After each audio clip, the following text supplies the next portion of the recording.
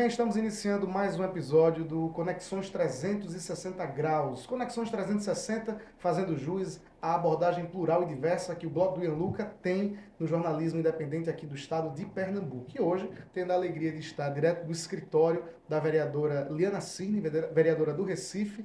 Vereadora, muito obrigado por nos receber, é uma honra imensa tê-la nesse espaço. Eu que agradeço, Ian. É uma maravilha estar aqui no seu blog do Ian Luca, e agradeço, muito obrigada por essa conversa. Antes de nós iniciarmos com as perguntas, fazer uma breve leitura da biografia da vereadora Liana Cirne, conhecida aqui pela sua atuação muito forte junto aos movimentos sociais, mas que é vereadora do Recife, como eu disse, pelo Partido dos Trabalhadores, o PT, é professora de Direito da Universidade Federal de Pernambuco, a UFPE. Construiu sua trajetória marcada pela defesa dos direitos humanos, da cultura popular e das políticas públicas voltadas à inclusão social e, claro, para além disso, muitas outras bandeiras e defesas que a vereadora faz. Eleita pela primeira vez em 2020, com 6.819 votos, consolidou-se como uma das vozes mais expressivas da esquerda na Câmara Municipal. Já em 2024, foi reeleita com 14.810 votos, tornando-se a vereadora mais votada da história do PT no Recife e uma das parlamentares mais votadas da atual legislatura. Sua atuação parlamentar é voltada também para temas como educação, cultura, igualdade de gênero, combate ao racismo, direitos da população LGBTQIA+, e assistência social. Durante o mandato, apresentou centenas de emendas e proposições, muitas delas voltadas ao fortalecimento das políticas culturais e sociais do nosso município. Entre suas principais iniciativas estão o projeto de lei que cria o Estatuto da Liberdade Religiosa aqui no Recife, a instituição de multas administrativas para agressores de mulheres, a criação de frentes parlamentares de defesa dos direitos da pessoa idosa e da população LGBTQIA+, além de requerimentos que buscam ampliar o acesso à política de moradia e proteção social. Eu fiz meu trabalho de casa direitinho, tá tudo certo? Tudo certo, só faltou dizer que eu sou mãe do Pedro, um jovem de 19 anos, autista, e que essa maternidade atípica também influencia muito no meu mandato. Perfeito. Feitas as devidas apresentações, na verdade a vereadora dispensa apresentações, mas feita essa primeira parte, a gente gostaria de iniciar falando, vereadora, de um assunto que, na verdade, nos últimos anos o Brasil ele está preenchido por ele, que é a polarização política. Nós temos dois campos muito fortes de debate e é natural que na Câmara Municipal esse debate ele ocorra, ele aconteça. Afinal de contas, o plenário da Câmara é um local de emoções, é um local de embate, é um local onde você vai ali defender o seu ponto de vista e, naturalmente, há o contraditório. E, especificamente, nessa semana ocorreu um fato na Câmara relacionado com a vereadora Jo Cavalcante, do pessoal, sua colega, e que ela precisou ali de um apoio de vocês, parlamentares, que ela foi, em algum momento, ela foi ali, posso dizer, interrompida de maneira muito agressiva por alguns parlamentares, e aconteceu aquele fato que a gente, inclusive, noticiou no blog, mas eu queria saber da senhora, não só desse caso específico, mas abrindo o leque de debate, onde é a falta de respeito, como a gente pode colocar, como a gente pode ter o contraditório e ter esse debate sem ter a falta de respeito, sabe? Porque um ponto que a gente tem questionado com alguns parlamentares é isso: é possível conviver com um contraditório? E eu acredito que não deveria nem ser uma pergunta a ser feita, porque o contraditório ele é natural e ele existe. Mas a polarização, o advento da polarização, talvez nos faça refletir se é possível estar com um contraditório. E a Câmara do Recife não tem sido o melhor exemplo de respeito ao contraditório. O que é que a senhora acha sobre esse caso? Acho que você foi muito feliz, Ian, ao dizer que a Câmara do Recife não tem sido um bom exemplo. Nós estamos enfrentando uma legislatura muito diferente da minha primeira legislatura, de 2020 a 2024, onde havia esquerda, direita e extrema-direita, mas nós tínhamos embates duros, muito duros, mas em nenhum momento nós íamos para o campo pessoal, para o ataque pessoal. Nós nos respeitávamos, nós divergíamos com todas as forças, mas havia um respeito, nós nos víamos como colegas. E nessa legislatura isso se perdeu. Se perdeu porque a extrema-direita chegou na Câmara com um perfil de ataque pessoal. A metodologia do debate da extrema-direita é uma metodologia do ataque pessoal. Não é uma metodologia de debate de ideias, é uma metodologia de ataque pessoal. E o que aconteceu nessa segunda-feira foi muito duro. Eu fiquei pessoalmente muito abatida com aquela cena, porque eu estava na reunião de bancada do PT. Quando a gente saiu da reunião de bancada, já estava instalada a confusão. Na tribuna, a vereadora Jo Cavalcante chorando, e do lado e embaixo os vereadores gritando, gravando vídeos, rindo e dizendo: olha ali, olha ela chorando, olha aqui mais uma chorando. Isso é violência política de gênero. Então, vou dizer que foi uma cena que me adoeceu. Eu fiquei realmente, aquele dia, eu fiquei o dia todo abatida, porque você vê uma pessoa chorando e outra embaixo rindo, achando tudo aquilo uma grande diversão e atacando mais para ela chorar mais. Isso é perversidade. Isso não é um ambiente de trabalho salutar. É um ambiente de trabalho insalubre. E é violência política de gênero, sim. E nós esperamos que sejam tomadas providências contra estes vereadores que abusaram. Não foi a primeira vez, não foi a única. Isso tem sido uma metodologia de ataque pessoal, em especial às mulheres, porque tem uma misoginia declarada dentro do modus operandi desses vereadores. E nós esperamos que o presidente da Câmara saiba colocar um fim nesse tipo de violência. Vereadora, além claro, de todas as suas ponderações a respeito do tema, mas falando ainda sobre o caso específico, qual que a senhora pode atribuir? Porque o fenômeno da polarização ele está posto, ele é uma realidade em Brasília, é uma realidade nas assembleias legislativas, ele é uma realidade nas câmaras municipais, mas especificamente aqui, porque a Câmara do Recife, em 2024, ela teve uma renovação geracional. Ela também teve uma renovação política, nomes novos que chegaram, muitos deles, na verdade, são neófitos na política, estão iniciando agora a vida pública. E aí, nos bastidores, a gente sempre comenta e atribui algumas situações à inexperiência, à falta de sensibilidade, de tato com determinadas situações. A senhora acha que falta a alguns parlamentares que tenham ou que adotem esse tipo de comportamento, para além de ser um modus operandi, mas falta a eles alguma sensibilidade do que é que eles estão fazendo ali, do dever que eles cumprem enquanto vereadores?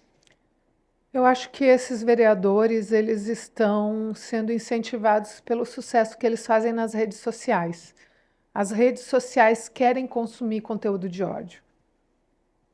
As redes sociais, se você publica um post sobre uma coisa que funcionou e deu certo, esse post vai ter muito menos engajamento do que um post sobre alguma coisa que deu errado e muito errado. Então eles falam para as suas bolhas. Eles falam para suas bolhas e eles vão para a Câmara, eles não têm ética, na minha opinião, não têm uma postura ética, não têm uma compostura profissional e eles fazem daquele espaço um mero espaço de produção de conteúdo para as redes sociais.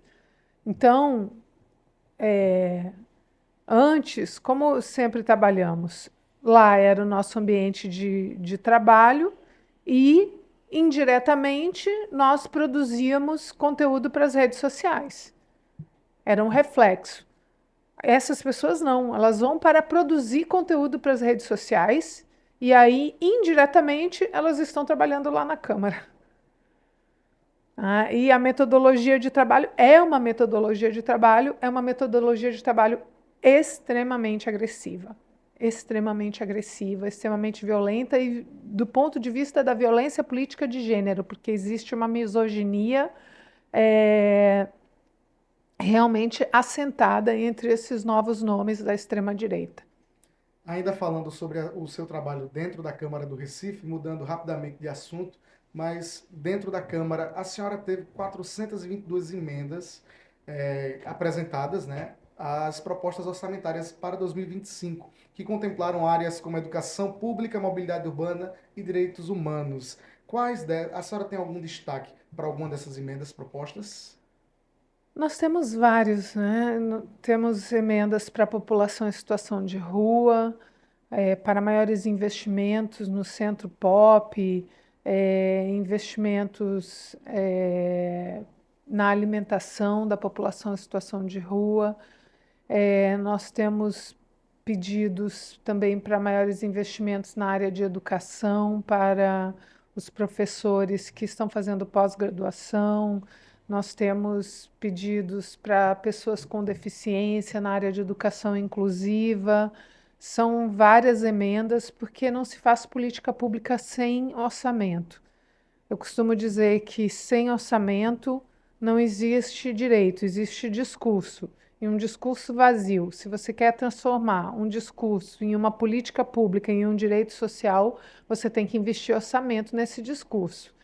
Então, nós fizemos duas reuniões públicas, uma com entidades da sociedade civil e outra com sindicatos, para ouvir esses grupos, essas entidades, sobre o que elas queriam de incidência no orçamento da cidade do Recife. E foi com base nessas escutas públicas que nós realizamos que nós fizemos as 422 emendas orçamentárias. De destaque, né? Porque foram muitas emendas propostas, mas Foi o de mandato fato. que mais propôs Isso. emendas, assim como o nosso mandato também é o mandato que mais tem projetos de lei, né? É porque, vereadora, eu acredito, e na verdade deveria ser um pensamento de todo mundo que faz parte da vida, que tem um cargo ou não, mas que observa a política, é construir ao lado de quem está, enfim, quem precisa. Então, quando a senhora fala, por exemplo, que ouviu o sindicato, ouviu as demandas que vieram da sociedade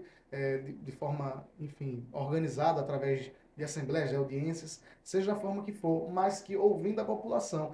E eu acredito que nós perdemos um pouquinho, de um tempo para cá, essa sensibilidade de ouvir as pessoas. Porque a senhora, por exemplo, que é mãe atípica, tem uma excelente.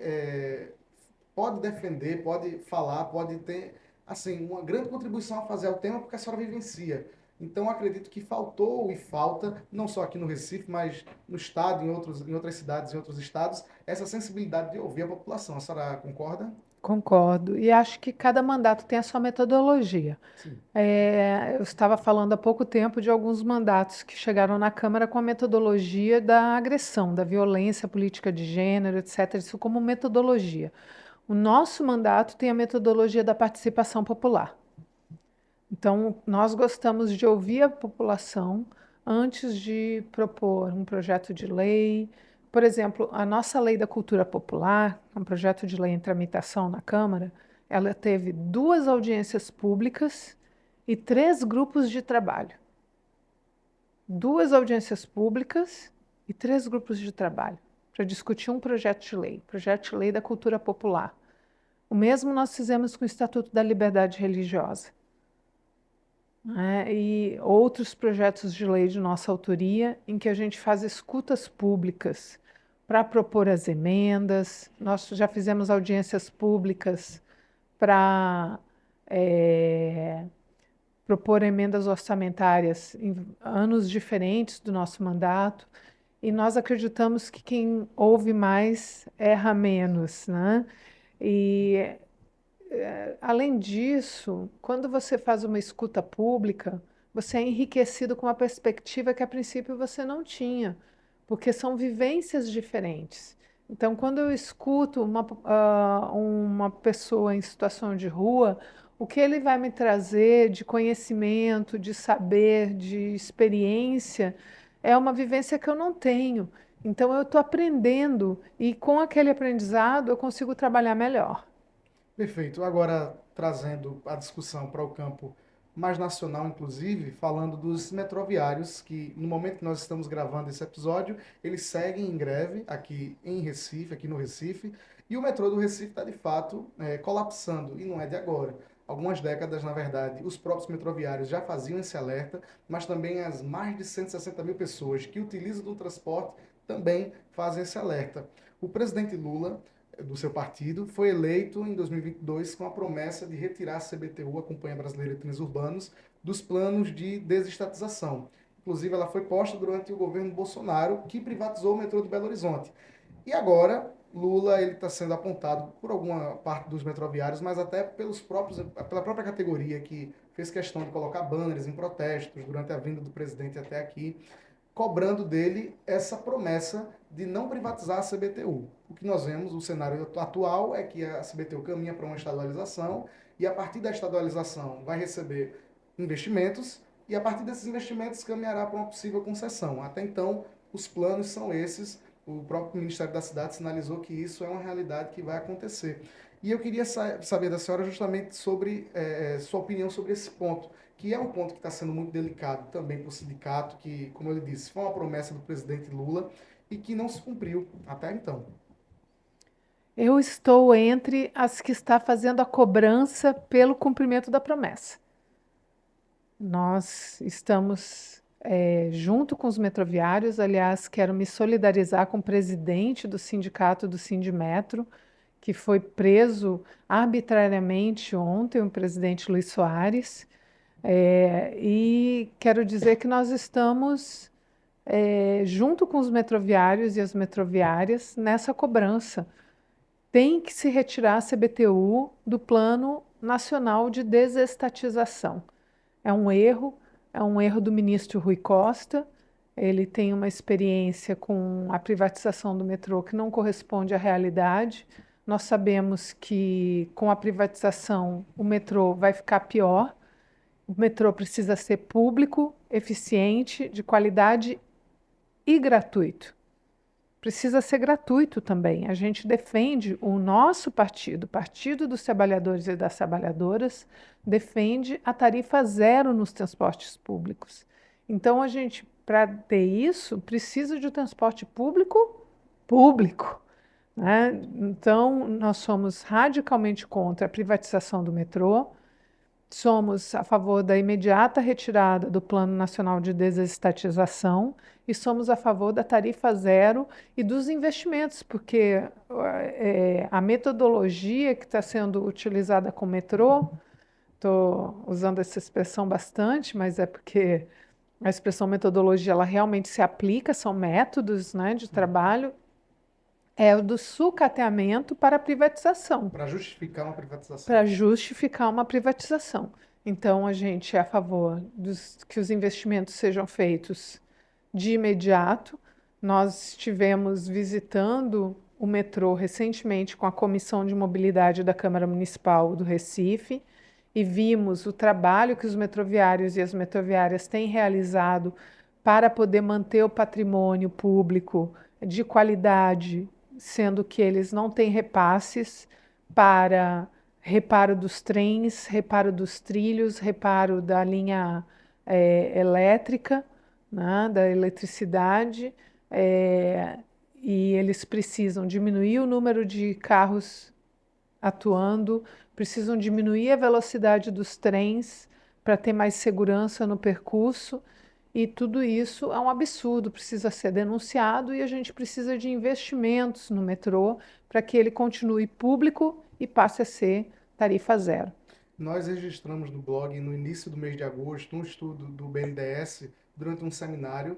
Um dos diretores do BNDES, relacionado à questão de infraestrutura e de mobilidade, ele apresentou um estudo onde o Recife não era contemplado com a possibilidade de ampliação e de investimentos com o metrô. Inclusive, nós registramos justamente com esse mote que existia um plano do BNDES, um investimento em cadeia em várias redes ferroviárias, mas também de BRT, de VLT, que é o veículo leve sobre trilhos, mas Recife estava de fora. Então o metrô daqui estava de fora. E recentemente o BNDES ele fez um novo estudo e afirmou que haveria esse investimento, mas que também haveria privatização. Ele seria feito a partir da privatização.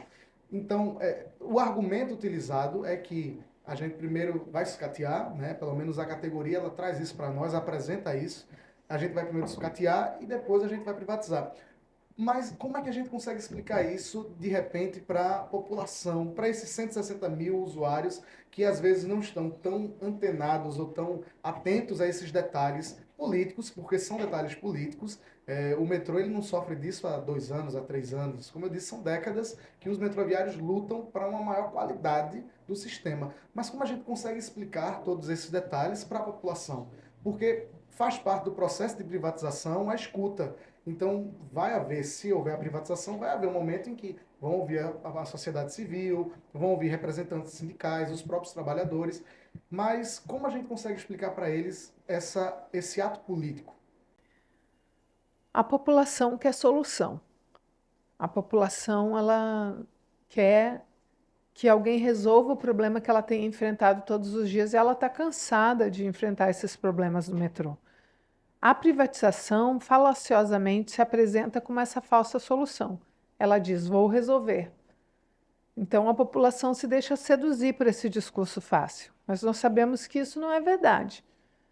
O que vai resolver é o financiamento público, é o investimento público no metrô. Então, o que nós precisamos de investimento, financiamento, expansão da linha, maior número de trens em funcionamento, trilhos cuidados, para que a gente possa aumentar a velocidade dos trens e rede elétrica funcionando com segurança. Né? E tarifa zero. E sem a manutenção do metrô como público, a gente não vai ter tarifa zero. As pessoas, a população precisa entender que tarifa zero é um direito à cidade, um direito à locomoção, um direito de ir e vir. E a gente tem que defender a tarifa zero realmente como um direito da população. Perfeito. De fato, o que nós tivemos, as notícias mais recentes são tristes, são lamentáveis, porque o metrô ele pegou fogo recentemente com pessoas sendo transportadas, né? Então é uma situação muito complicada. A gente tem muitos colegas que trabalham lá e que falam muito com o blog, e alguns metroviários falam que não andam de metrô por temerem o descarrilamento, por exemplo, porque é uma realidade que está acontecendo dentro do modal que corta aí mais de 3 cidades pernambucanas e que transporta mais de 160 mil pessoas por dia. Mas outra empresa, que na verdade outra estatal, que está passando por esse processo, que está bem avançada, diferente da CBTU, que ainda está no campo das ideias e pode haver alguma decisão para modificar, uma decisão política, claro, é a Compesa, que a senhora também tem acompanhado a luta dos trabalhadores e trabalhadoras da Compesa, através do Sindicato dos Urbanitários, o Sindiurb. E o processo, como eu disse, também já está muito avançado. A gestão estadual da governadora Raquel Lira tem dialogado com a categoria, tem ouvido o pleito, porque nós tivemos acesso a uma representação do sindicato ao TCE argumentando várias irregularidades, supostas irregularidades no processo de concessão. Entre elas, por exemplo, a venda, a tarifa que a água vai ser vendida, a água Isso. tratada, que é inferior ao de outras empresas. Por exemplo, a gestão estadual ela tem mantido esse canal aberto? Como é que anda essa questão? Na nossa opinião, não. Até porque eu participei de duas audiências públicas sobre a privatização da Compesa e em nenhuma delas o sindicato, por exemplo, estava participando da mesa. Então não havia contraditório. A audiência pública é, foi uma audiência que não preenche os requisitos para aquilo que nós entendemos como audiência pública. Não houve retorno à sociedade, não houve escuta das críticas, o Sindicato dos Urbanitários não estava presente na mesa, não teve direito à fala. Né? Fora as falas dos inscritos e inscritas, o sindicato não teve direito à fala. Uhum. Então, não dá para considerar como uma audiência pública válida. E não está havendo diálogo com o Sindicato dos Urbanitários e nem, me parece, com a sociedade civil.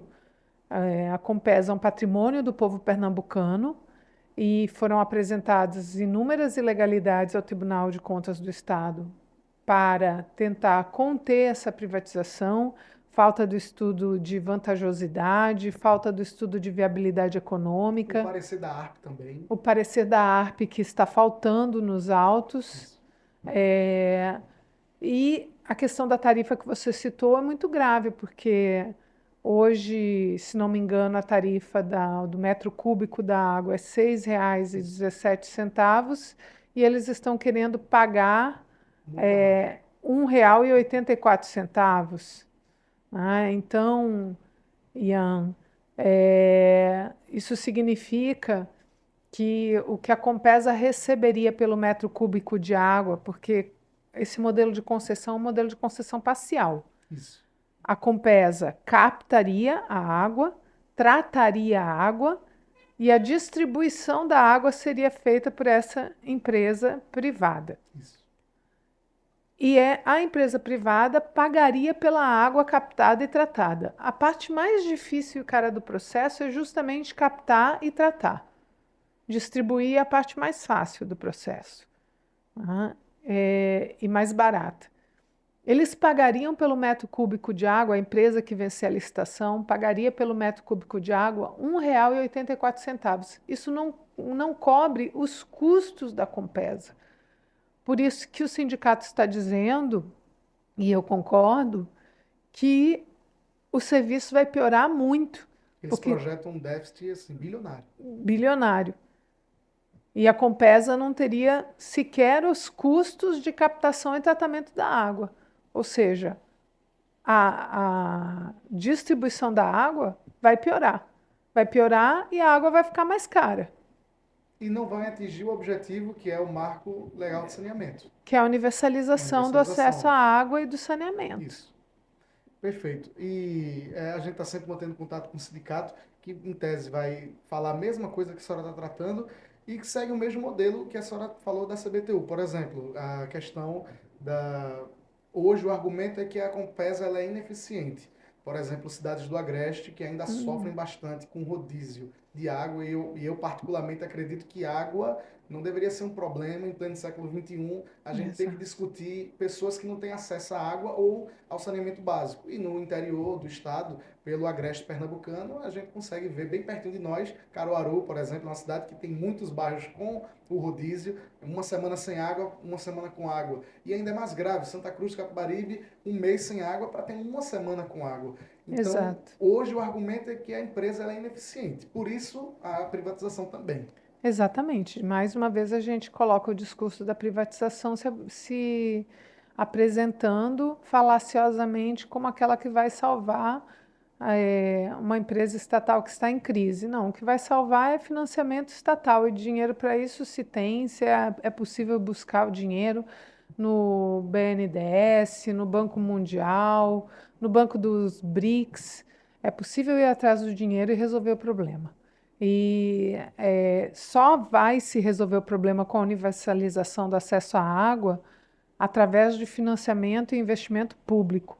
O investimento privado só vai agravar o problema da água, porque nenhuma empresa privada que é movida por lucro vai querer levar a distribuição de água para lugares que são distantes e pouco habitados, porque é uma atividade que não é lucrativa.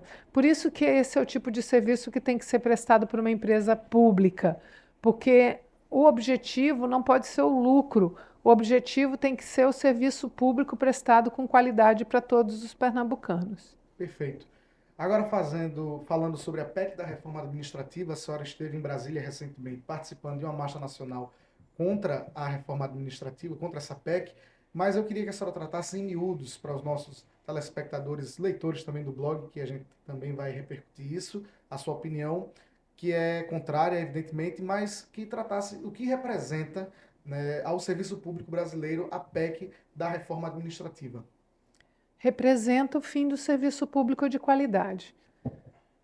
Luca, para a gente entender essa questão e a gravidade dessa proposta de reforma administrativa, que não é uma reforma administrativa, é uma reforma do Estado, para fazer do Estado um Estado neoliberal, a gente tem que entender que direitos sociais eles são prestados através de serviços públicos. Se você não tem serviço público, você não tem direito social.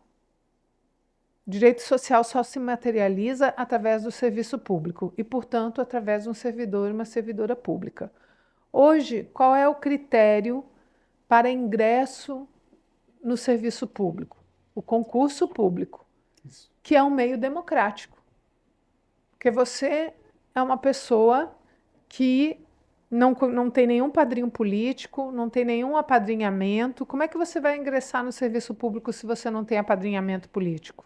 Através de um concurso público. Isso. Então, o concurso é um mecanismo democrático. E também E, garante a continuidade, desculpe interromper, também garante a continuidade, não é? Porque, evidentemente, se é uma indicação, um apadrinhamento, isso pode mudar e você pode sair. exatamente. É, mas tem uma outra questão, né? Dentro dos concursos públicos, hoje nós temos cotas. Isso. Então, isso torna mais democrático ainda o mecanismo do concurso público para o acesso ao serviço público, né? Com correções históricas de racismo, de capacitismo, etc., que são corrigidos através das cotas. Ora, se a gente acaba com o concurso público como método de ingresso na carreira pública e abraça o apadrinhamento político, será que a gente vai ter serviço público de qualidade prestado? Será que a gente vai ter um servidor público capaz de apreender joias roubadas por um presidente da República, como aconteceu no caso do Bolsonaro? Será que a gente vai ter um servidor público que vai parar um jogo Brasil-Argentina porque o jogador da Argentina não tomou vacina contra a Covid? Será que a gente vai ter servidores públicos lutando pela vacina contra a Covid, mesmo quando o presidente da República é contra essa vacina? Ou a gente vai ter sempre um bocado de apadrinhados políticos que têm um cabide de emprego para que eles digam amém para tudo que aquele que está no comando ou da nação, ou do estado, ou do município, para tudo que ele diz. Eu tenho um cabide de empregos e uma série de puxa-sacos. Não são servidores públicos. Eles não vão fazer o que está na lei, não vão se pautar pelo princípio da legalidade, eles vão se pautar pelo que o chefe deles está comandando. O servidor público concursado não, ele tem independência, ele tem autonomia. Então é muito importante a gente dizer não à reforma administrativa e dizer sim ao serviço público de qualidade. Perfeito. Agora, trazendo a nossa conversa mais para o campo político, eu queria tratar sobre eleições de 2026. A senhora já se coloca, inclusive, como pré-candidata à Câmara Federal, e a gente registrou em 10 de outubro no blog uma opinião de uma colega, companheira de partido sua, da senadora Tereza Leitão. O título ficou: A Qual a Chapa dos Sonhos de Tereza Leitão em Pernambuco para 2026? E aí nós fizemos uma análise sobre uma entrevista que ela concedeu à Rádio Folha Pernambuco, e um ponto chamou a atenção, foi uma fala a respeito de 2026. Ela disse, abre aspas, eu acho que o PT precisa começar a discutir. Tem muita pré-candidatura do PT se colocando, alguns para renovar mandato, outros para sair de estadual para federal, para sair da vereança para federal, candidaturas novas. Acho isso muito bom, mas isso não pode ser movimento de cada um para a sua base, seus projetos. Fecha aspas. Ela não citou diretamente nenhum nome, mas a gente sabe que aqui no estado o PT já tem alguns nomes, a senhora é um deles, e eu queria saber como a senhora vê esse alerta feito pela senadora. O PT, ele começou a discutir, ele já discute quais são esses nomes para 2026? Acho esse alerta extremamente importante. Nós precisamos pensar como partido, em primeiro lugar, não como projetos individuais. Em 2022, por falta de estratégia, nós deixamos de ter 2 deputados federais do PT e tivemos apenas um. Então, foi por uma diferença de 2.000 votos que eu não me elegi deputada federal. Então, isso foi falta de estratégia do PT. E o PT faz essa autocrítica. Sim. E a gente não pode repetir esse erro.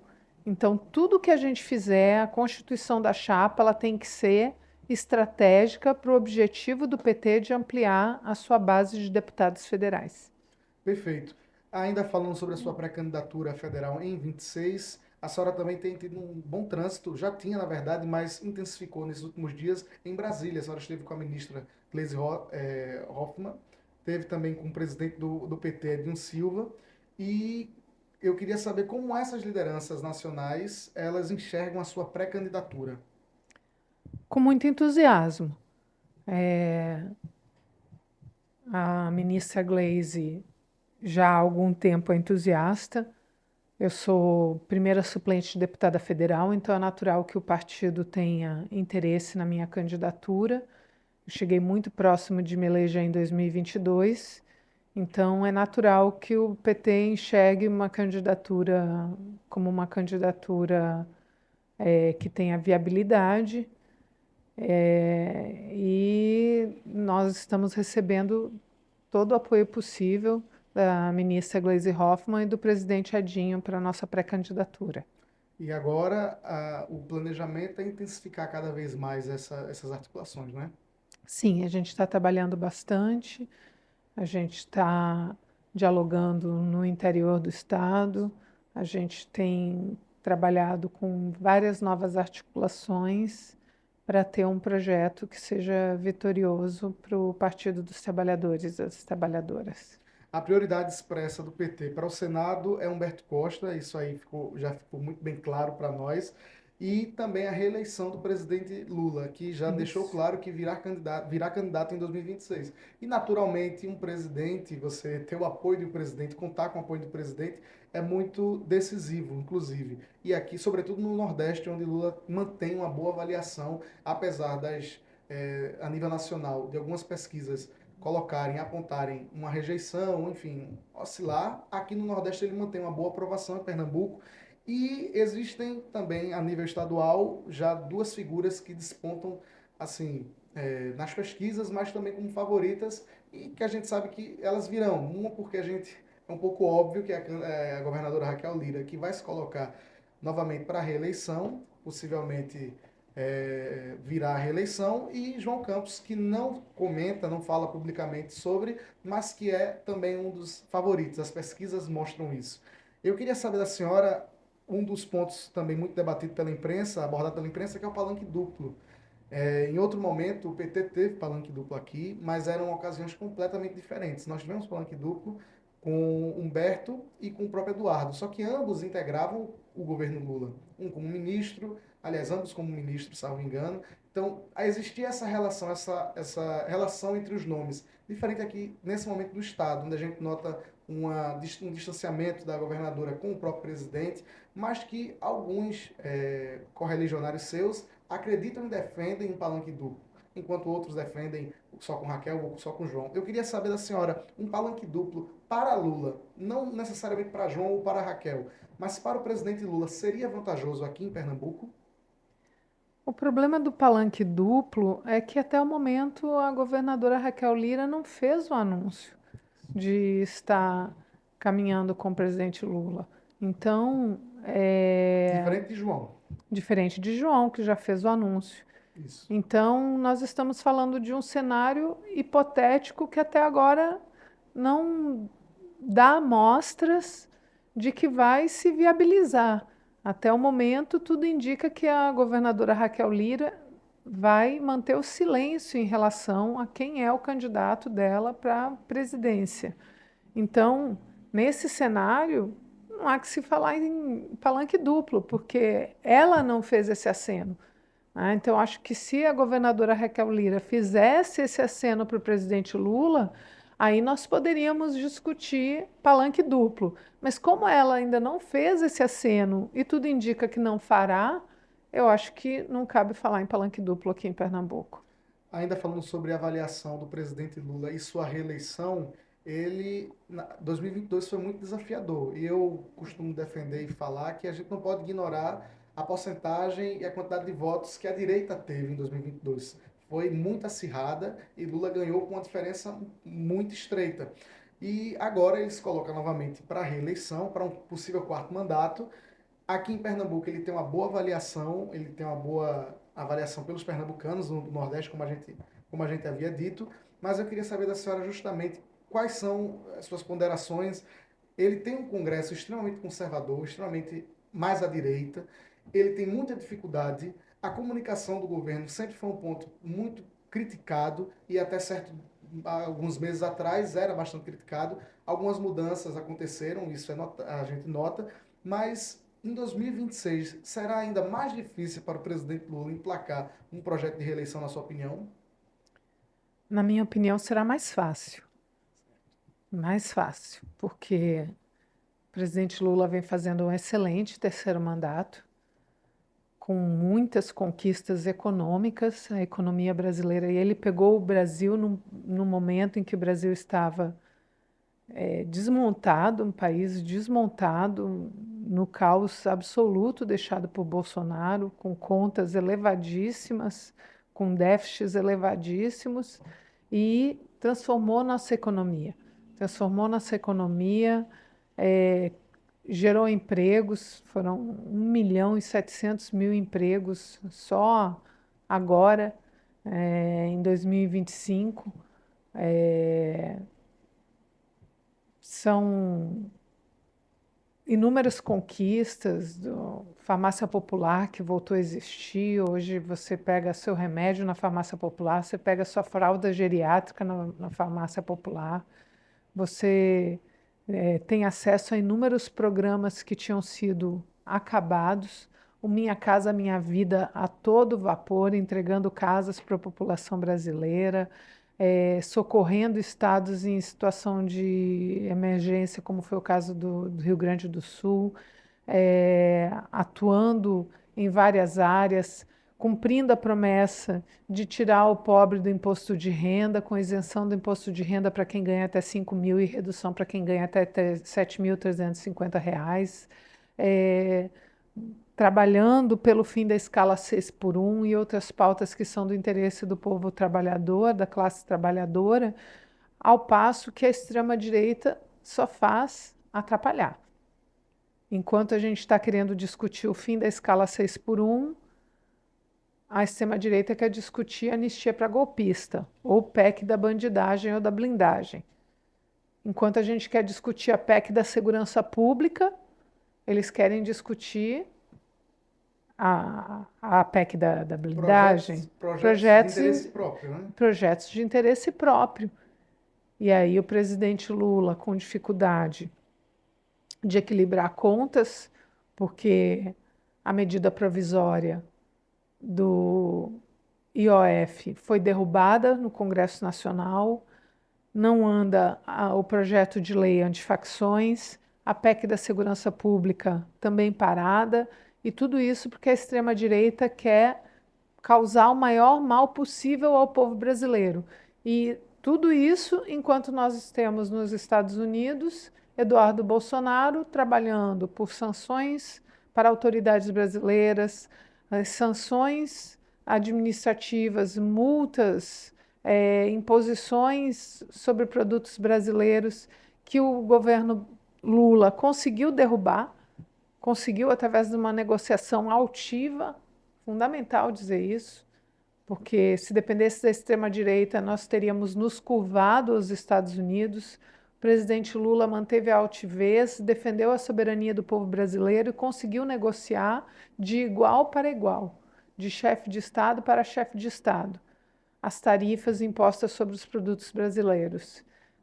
E tudo isso com um Congresso que dificulta ao máximo o andamento do governo, mesmo assim com tantos ganhos para o povo brasileiro. Então, eu acho que o presidente Lula vai ter mais facilidade de se reeleger agora para o seu quarto mandato do que ele teve em 22 de se eleger para o seu terceiro mandato. Então, podemos dizer assim, que agora tem um leque, uma cartilha de feitos que ele vai poder utilizar. De fato, quando ele estava em 2022 ali saindo do governo Bolsonaro, existiam ainda muitas coisas que aconteceram no Brasil, a questão, muitos desgastes ao governo Bolsonaro, mas que também as pessoas desconheciam ou não lembravam tanto do governo Lula. E agora as pessoas elas vão ter todos esses dados que a senhora trouxe para poder avaliar e comparar, não é isso? Exatamente. Perfeito.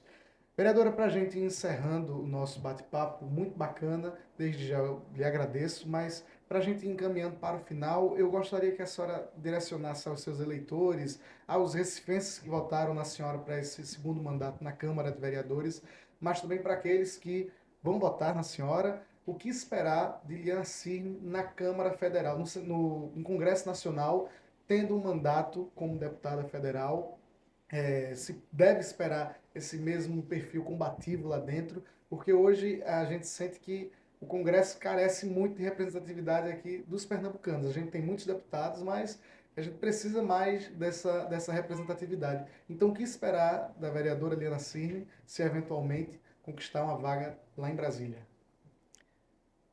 Se esse projeto for bem sucedido, eu acho que meus eleitores e minhas eleitoras poderão esperar um mandato realmente combativo, um mandato forte em defesa da classe trabalhadora, em defesa do povo brasileiro, em defesa do presidente Lula e das políticas do presidente Lula. Nós acabamos de falar de como um Congresso anti-povo e anti-Lula atrapalha um governo que quer ser um governo voltado para o povo brasileiro. Então, nós precisamos de uma bancada que seja alinhada ao presidente Lula, né, que seja compatível com o governo do presidente Lula, que possa ajudá-lo e não criar óbices o tempo inteiro. Então, em primeiro lugar, um mandato combativo em defesa dos direitos da classe trabalhadora e dos direitos humanos, mas também um mandato alinhado com o presidente Lula, um mandato para ajudar o presidente Lula a governar o Brasil da maneira como o Brasil merece, ou seja, com justiça social, com justiça tributária, com erradicação da pobreza, com erradicação do racismo, com erradicação do feminicídio, da violência de gênero. Esse é o país que a gente quer, um país de oportunidades para todos os brasileiros e brasileiras. Vereadora, muito obrigado por nos receber aqui em seu escritório. Esse formato que nós propomos, na verdade, ele tem o objetivo de ouvir sempre lideranças políticas, mas também todos aqueles que fazem nossa cidade, nosso estado, nosso país acontecer. E desde já, muito obrigado mesmo por nos receber. Eu que agradeço, Ian Luca. Muito obrigada por me convidar para o seu blog. Foi um prazer. Espero que a gente tenha outras oportunidades juntos. Com certeza teremos, quem sabe até em Brasília. E desde já agradeço a todos que nos acompanharam até aqui. Peço para que se inscrevam no canal, deixem o like. Trabalhos técnicos foram de Everton Roberto. Um grande abraço e até a próxima.